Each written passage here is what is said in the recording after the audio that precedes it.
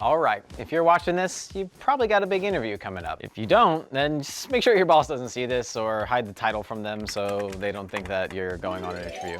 They might get confused. If you are interviewing with a company that uses MEDDIC or MEDDPICC, here's some best practice on how to absolutely nail it. In the next few minutes, we'll talk about exactly how to ace your interview with a company that uses MEDDIC or has MEDDPICC as a desired or required skill. 1, how do we prepare?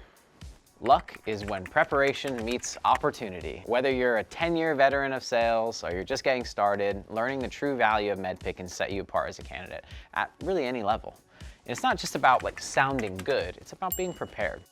So the absolute first thing you should do, even before you apply, is research. Do you have mutual connections with the company? Is there someone you could speak to who's in the role that you're applying for? Do you know someone who used to work there, or could you find someone who used to work there? What are their CRO or CEO saying publicly about their recruitment process? Have you checked for podcasts or interviews where they talk about what they're looking for? There's a lot of great resources where people say exactly what they want. We're salespeople.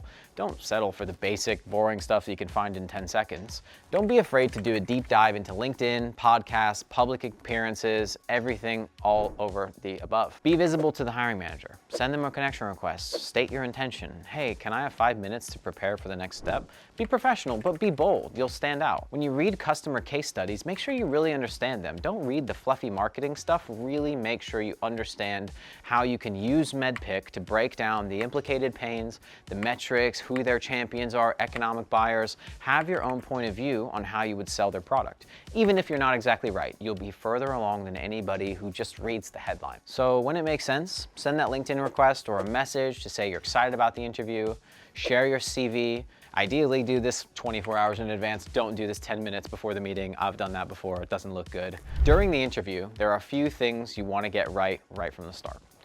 First thing I like to do is show up exactly 2 minutes before the meeting starts. Not 20 minutes, that's a little weird, but exactly 2 minutes. Most meeting invites will notify them that you're already there and you're one step ahead. Lead the meeting like a sales opportunity. Set the tone from the start, ensure you cover the correct agenda for the day. Have prepared questions and anticipate what questions they'll ask you. My favorite trick to do deeper discovery also really works well during the interview. When you get asked a question, ask them exactly what they're asking you. Then ask them why that's important. So remember, ask what, ask why. It's important to practice doing this naturally and doing it in your own voice. The difference between natural curiosity and just sounding like a robotic script or even sounding kind of dumb. Let me give you an example. Tell me about a time where you showed great coachability, Jake. Oh, sure. Just so I'm clear, what defines coachability for you? Well, for us, it means that you can take on feedback and you can implement it. Oh, okay, that sounds good. Well, can I just ask really quickly before I get my answer, what makes coachability so important for this company? It's really important, actually, because we work in a really niche industry, so understanding the technical benefits of our solution and relating them to business impact is a struggle for reps who are used to doing it the same way. We have a super non-linear sales process where it's always a little different. See how much more of an implicated pain I got to there? Okay, gotcha. Thanks for that. In my experience at another company, I faced a similar challenge going into a new industry, learning a new product. I was able to be really successful in that role because we used MEDDPICC to understand how our technical decision criteria connected to the business outcome. And the deals became a lot simpler because we focused on where we had huge potential to drive impact. Over that time, I learned a lot about the industry, was able to be more effective because my foundation was based on that decision criteria, pain, metrics, connection. See how much more insightful my answer was than saying, I learned a lot from my last boss and I love taking on feedback because I absolutely need feedback. Here's another top tip. Expect curveballs. Don't just prepare, expect them. Enter the interview as you would a tough call with procurement.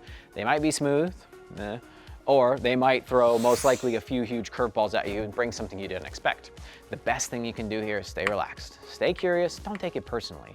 No matter how badly you want the job, nobody can fault you for being genuinely curious and kind of having fun with it. I once interviewed with a pretty notoriously tough leader who has a reputation for his specifically type of hard curveballs. He started the call, Jake, I'm having the worst day. Is this gonna make my day worse? I was actually a little scared and shocked. Thinking about what to do, I kind of just took a second. I said, well, if the interview goes well and you hire me, would that make your day worse or better? maybe better. He said, oh, okay, well, I guess it would be better, and then we can decide what kind of day it is. And that little bit of cheekiness disarmed him, got off to a good start. The interview actually ended in 14 minutes of the scheduled 30. He gave me the offer on the spot because I showed that I could stand in front of a tough CFO, in front of a tough procurement person, and make the difference. How do we establish our knowledge on MEDDIC or MEDDPICC? What not to do here? Don't try to BS your interviewer. Pretending to know everything because you think you can pass it off to them or that's what they want to hear is exactly the last thing to do. Ask genuine questions. Show your interest in MEDDPICC, in sales excellence, or other sales frameworks so that you can ask questions about how they relate.